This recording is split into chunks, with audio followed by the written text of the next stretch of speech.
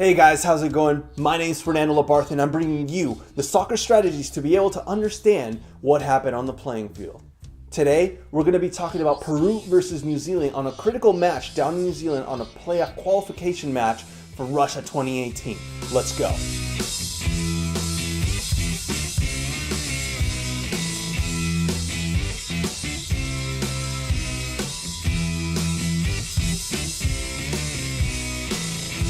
Peru and New Zealand played their very first match for World Cup qualifiers this last weekend for Russia 2018. Neither of these teams have played each other before, but they've studied each other extensively the last couple weeks. We're going to look at the different strategies that both teams planned out, the execution, and the missed opportunities that occurred during this game, and we're going to break it down highlight by highlight for you guys. So let's get to it. All right, a little bit of overall strategy of what happened on the pitch. Passing and possession was fantastic for Peru. They maintained over 50% of the ball possession. They continued to play the holding forward and open up the corners in transition fantastically. New Zealand, on the other hand, knowing this, played a solid defense, played the counter-attack fantastically, and counted on set pieces. All right, let's talk about the formations real quick. Peru has been playing with this formation for about a year, but they didn't have Guerrero, and instead they played Farfan up top. Very similar strategy, however.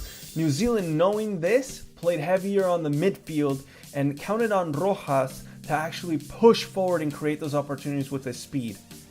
Real quick, I want to give a shout out to all the Peruvians that actually made it out to the game. It was fantastic to see that amount of support. The first highlight comes in minute 15, and I'm actually going to pause it right here for you guys. I want you guys to notice this because Peru has been playing like this for the past year. They condense one side of the midfield. Now, this is a pro and a con because you have a lot of players to pass short balls with, but unfortunately, look at all the space that they leave down below. So it can be a pro and a con because now it allows you to transition through that, but if they get the ball, they're going to use this space to their advantage. Guayo's going to pass the ball. Farfan is going to do a fantastic job at holding the ball here. He's going to pass it back, move forward, and again, transitioning diagonally through the midfield. Passing it to Carrillo. Carrillo tosses in the ball, almost gets in. This other highlight comes out of a clearance. This is something that Peru needs to get better at because that clearance was really poor. And look at the burst of speed, and this is exactly what they want. Burst of speed and create an opportunity. Peru did a poor job at clearing the ball again, and that almost led to a goal. Third highlight, again, poor control on both sides. Peru did a little bit better, but look, I'm going to pause it right here. Look at all the space again. We have 1, 2, 3, 4, 5 men on one half of the field.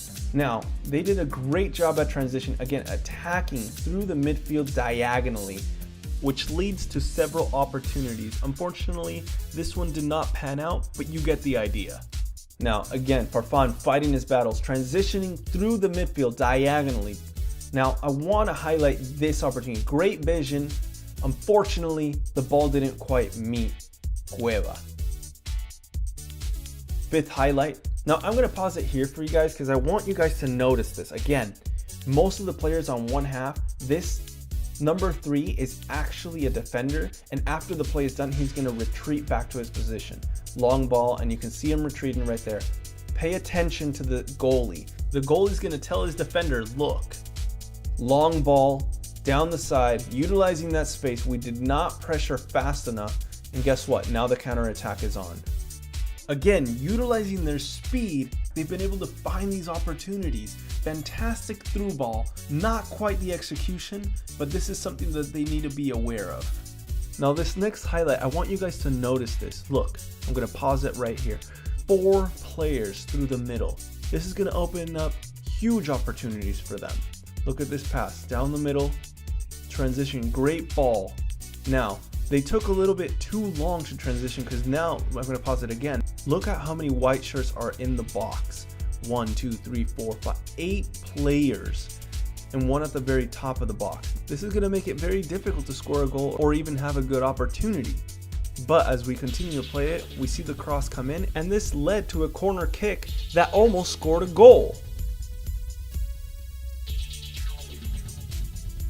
Now this came out of a poor clearance on our end. We could not close down the ball. We did not put pressure fast enough, and look at what happened. Counterattack soccer, gets an opportunity and smashes it. Look how close this shot got from scoring. Gallese didn't even move from his position because it was coming so fast and he could not see it in time. That's going to do it for today, guys. Thank you so much for tuning in to the very first episode, pilot episode of Soccer Stratego. I've never done anything like this before in my life, so I'm sure there's a ton of feedback, and leave it in the comment box below. Give it a thumbs up, give it a thumbs down, share it with your friends. It encourages me a ton. The next game I'm going to be talking about is Peru versus New Zealand, but this time the second leg in the series, which is down in Peru, a do or die situation where Peru, a team that hasn't gone in 30 years, is itching to go to the World Cup on their home turf, and they can make it happen for their people, for my people. It's going to be crazy. So this next weekend, I'm going to be uploading that. If you guys like that or have any feedback, again, comment box, give it a thumbs up, and I'll catch you guys in the next time. My name is Fernando Labarte. Later.